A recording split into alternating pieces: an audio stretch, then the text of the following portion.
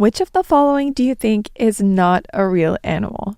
There's one real animal and one fake. A, the blue-footed booby. Or B, the loveland frog. Keep listening to Formosa Fauna to find out. Spend the next 20 minutes feeding your brain with Formosa Fauna so you can learn all about the animal kingdom and become smarter than all of your friends.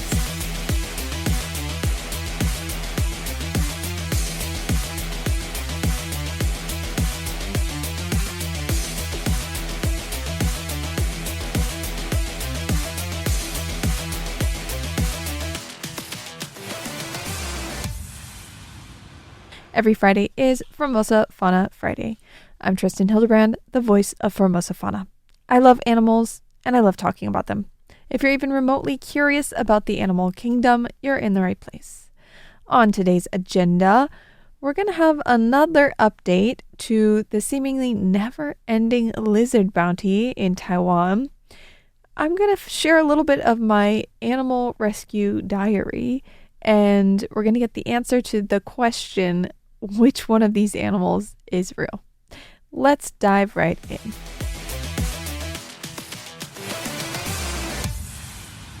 In the news this week in Taiwan, we see the lizard bounty that we've talked a lot about on Formosa Fauna in the news yet again because it's expanding. Kaohsiung City's Agriculture Bureau has announced 2 sessions for its green iguana hunter training program, with the first session open to 100 registrants.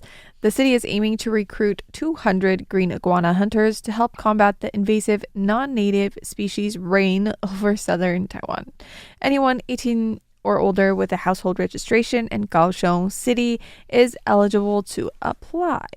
The damage cited in a Taiwan News article authored by Sean Scanlon includes problems such as the green iguanas consuming plant seedlings and sprouts and causing agricultural damage. They have no natural predators in Taiwan and pose a threat to native species by disrupting the ecological balance. Even their habit of digging holes may endanger riverside embankments, which could result in expensive repairs to public infrastructure, not to mention risks to public safety. Having spoken to Reptile Conservation Association of Taiwan Chairman Zheng Wei-yo before about the matter, I have some doubts about this new program. I think some of my concerns have been addressed, such as those over the inhumanity of previous programs. In the past, people were posting rather cruel captures on social media, whereas this time, programs in southern Taiwan are stating that trainees or participants will sign an agreement that they won't post such photos online and have to capture the green iguanas in a certain, more humane way. The whole new training aspect built into this new program also addresses the issue from last time where people weren't actually able to properly identify the green iguanas and instead ran the risk of going out and killing native species instead. In most cases, educating people is always a good choice, is always a benefit. So the training really must help to some degree. But my biggest concern is it just too little too late? The previous program saw a lot of people going out to hunt. A lot of people joined, some for monetary gain, others for other reasons. It had such a big response. But even then, it was too little, too late. It didn't resolve the issue. In my mind, it's almost like if we said that we're all going to rally together and capture all of the mosquitoes and kill them to save all of the people who they kill by transmitting diseases. I can even teach you how to identify them, where to find them, how to capture or kill them. But even if everybody in the world joined in, I don't think it'd be enough. At some point, there are just too many and it gets out of control. And I think that in this case, that might be so. That's not just my opinion either. That's also based off of what Reptile Conservation Association of Taiwan Chairman Zheng Wei-yo said. Such a response really early on, I think, may have made a massive difference, but it's not early on anymore. So I will be paying close attention to this to see how things develop.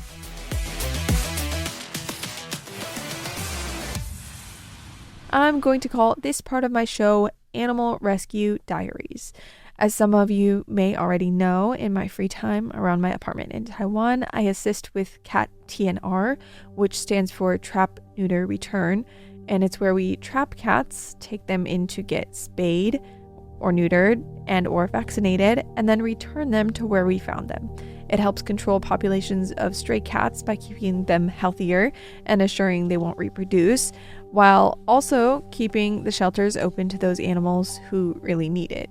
Because, let's be honest, I've never heard of an animal shelter that needed more animals. Recently, about in the past 2 episodes of Formosa Fauna, I had mentioned that I ran across a cat in dire need of help. I referred to her as the zombie cat because she was in such rough shape that she made me think of a zombie. I have since stopped calling her that out of fear that it's bad manifestation, and instead I started calling her Strong Kitty because she is incredibly strong. Just a heads up for those of you who don't like sad endings, this story has no ending yet, so while she's not in the clear quite yet, rest assured she's still alive. Here's how it all started. I was getting off of my moped one day, about to head into a cafe, when Strong Kitty crossed my path, sort of power walking in front of me.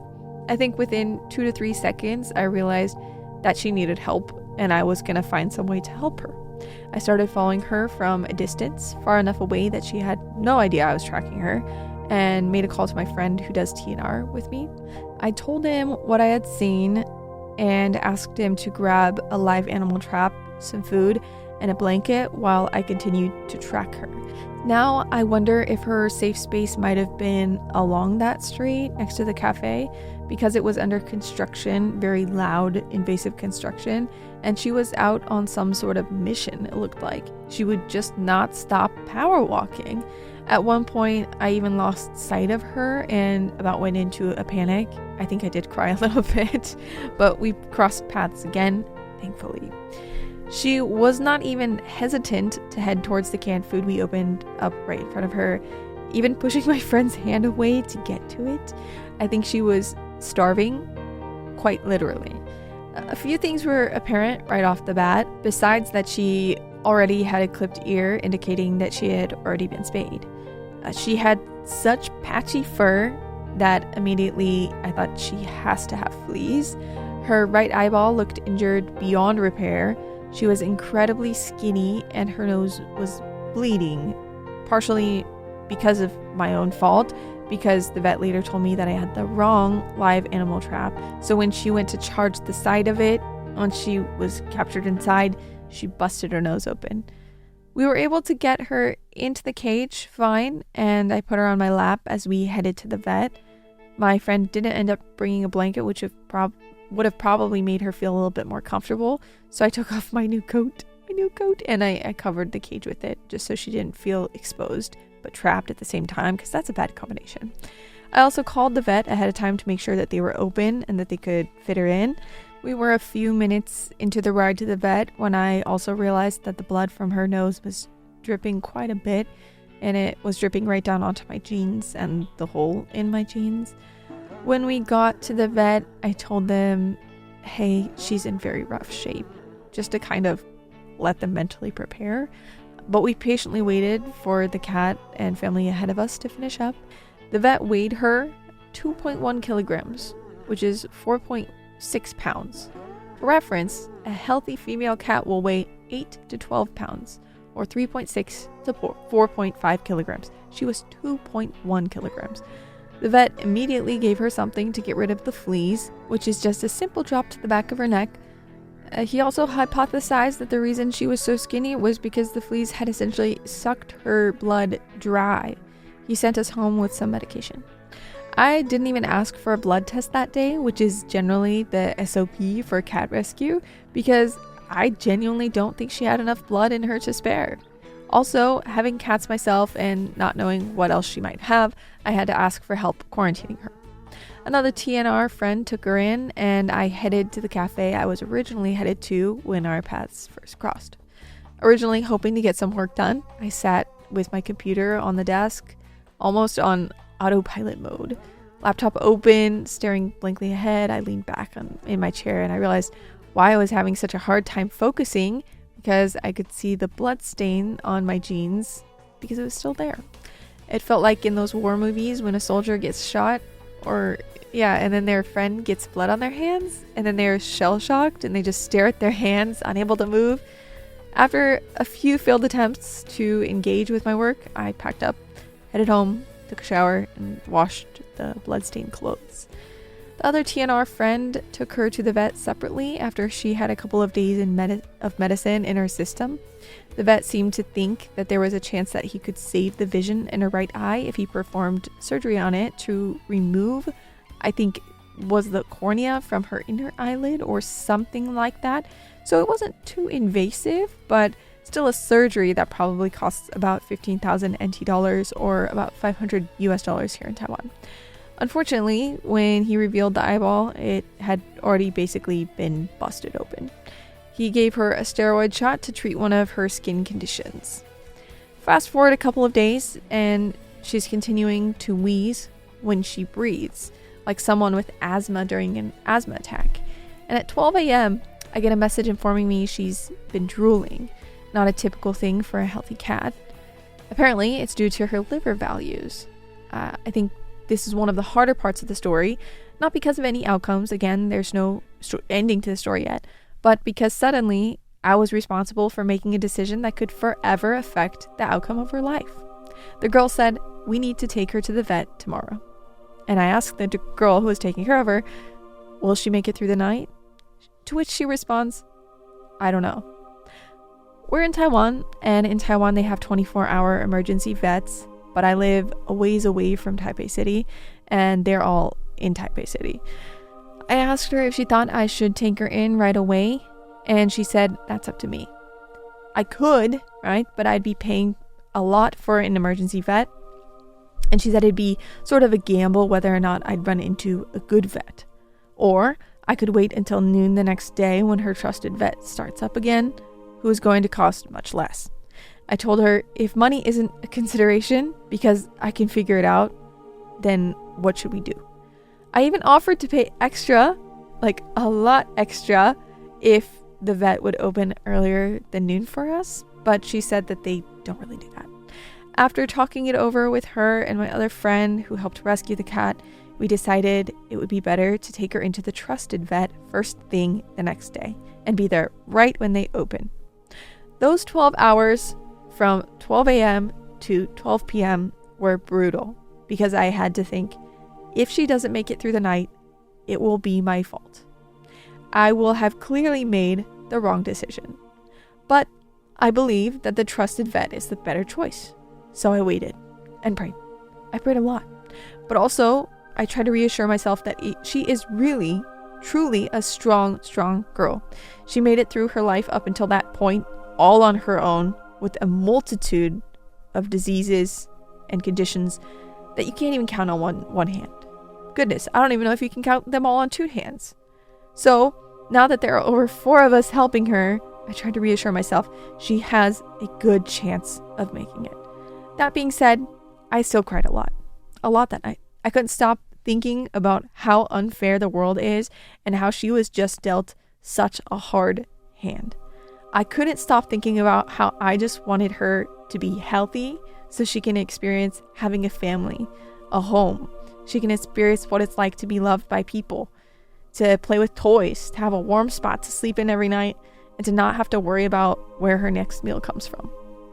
The next day, we show up to get her, and I am so nervous. I think about asking the girl to head in by herself to check that she's still alive and just leave me downstairs just in case. But I would have felt kind of embarrassed to ask for such a favor, so I head in anyways. We get to the second floor where she is, and whew, she's just chilling. Loafing is what they call it in the cat world. She looks good, sounds good, but she starts wheezing not too long after. But thank heavens she is still alive, which means there is a chance to save her.